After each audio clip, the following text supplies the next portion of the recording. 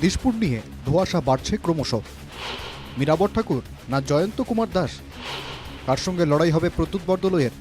প্রদ্যুৎকে সমর্থন করবেন বর্তমান বিধায়ক অতুল বরা? বর্ষিয়ান কংগ্রেস নেতা প্রদ্যুৎ বরদলৈ বিজেপিতে যোগ দেওয়ার পর আমূল পাল্টে গিয়েছে দিশপুর বিধানসভা কেন্দ্রের সমীকরণ। ইতিমধ্যেই দিশপুর থেকে প্রদ্যুতের নাম ঘোষণা করেছে শাসক দল বিজেপি। দিশপুর থেকে প্রদ্যুৎকে টিকিট দেওয়ায় রীতিমতো ক্ষেপে আছেন বিজেপির কর্মী সমর্থকরা। বিক্ষুব্ধদের তালিকায় প্রথমেই আসেন বর্তমান বিধায়ক অতুল বরার নাম। যদিও মুখ্যমন্ত্রীর সঙ্গে সাক্ষাতের পর ক্ষোভ কিছুটা কমেছে অতুলের। ড্যামেজ কন্ট্রোলে নেমে শুক্রবার অতুলের ভবনে গিয়ে তার সঙ্গে দেখা করেন মুখ্যমন্ত্রী। অতুলকে সামলানো গেলেও কোনোভাবেই দিশপুরের অন্যতম টিকিট প্রত্যাশী জয়ন্ত কুমার দাসকে বোঝাতে পারেনি বিজেপি।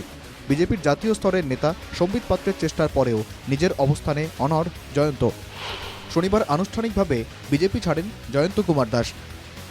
প্রদেশ বিজেপি সভাপতি দিলীপ শইকিয়ার কাছে পদত্যাগপত্র পাঠিয়ে আনুষ্ঠানিকভাবে দলত্যাগের কথা ঘোষণা করেন বর্ষিয়ান বিজেপি নেতা জয়ন্ত কুমার দাস।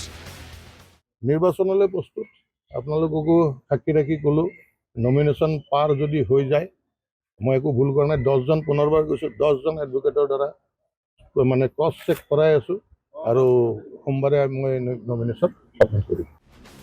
শুধু দল ছাড়ার সিদ্ধান্তই নয়, দিশপুর থেকে নির্দল প্রার্থী হিসেবে প্রতিদ্বন্দ্বিতার সিদ্ধান্তও নিয়েছে দলে উপেক্ষিত জয়ন্ত।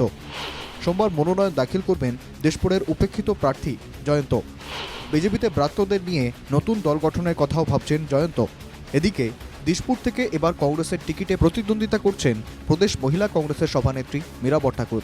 দিশপুরে তাই প্রদ্যুতের সঙ্গে মীরার লড়াই হবে বলে ধরে নেওয়া হয়েছিল, কিন্তু নির্দল প্রার্থী হিসেবে জয়ন্ত প্রতিদ্বন্দ্বিতা করলে বিজেপির ভোট বিভাজন হবে এবং এ নিয়ে কোনো সন্দেহই নেই। এই পরিস্থিতিতে দলের অসন্তুষ্ট নেতাকর্মীদের বোঝাতে কোমর বেঁধে মাঠে নেমে পড়েছে বিজেপির শীর্ষ নেতৃত্ব। বঞ্চিত নেতাদের দুয়ারে দুয়ারে ঘুরছেন খোদ মুখ্যমন্ত্রী। সোমবারই মনোনয়ন দাখিল করবেন বিজেপি প্রার্থী প্রদ্যুৎ বরদলৈ। প্রদ্যুতের মনোনয়ন দাখিলে চমক দিতে চাইছিল শাসক দল বিজেপি, কিন্তু পরিবর্তিত পরিস্থিতিতে চমক তো দূরের কথা, নিজেদের ঘরই গোছাতে পারছে বিজেপি।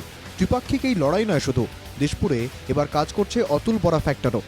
কংগ্রেস প্রার্থী মীরাকে সমর্থন করবেন বলেই আগেই স্পষ্ট করে দিয়েছেন অতুল। যদিও মুখ্যমন্ত্রীর সঙ্গে সাক্ষাতের পর সোমবার পর্যন্ত সময়সীমা বেঁধে দিয়েছেন অতুল। অতুল ফ্যাক্টর বাদ দিলেও জয়ন্তের মনোনয়নের পর দিশপুরের লড়াইয়ে মীরা যে এক লাফে অনেকটা এগিয়ে যাবেন এটা আর বলার অপেক্ষা রাখে না। Bureau report, NK TV Bangla.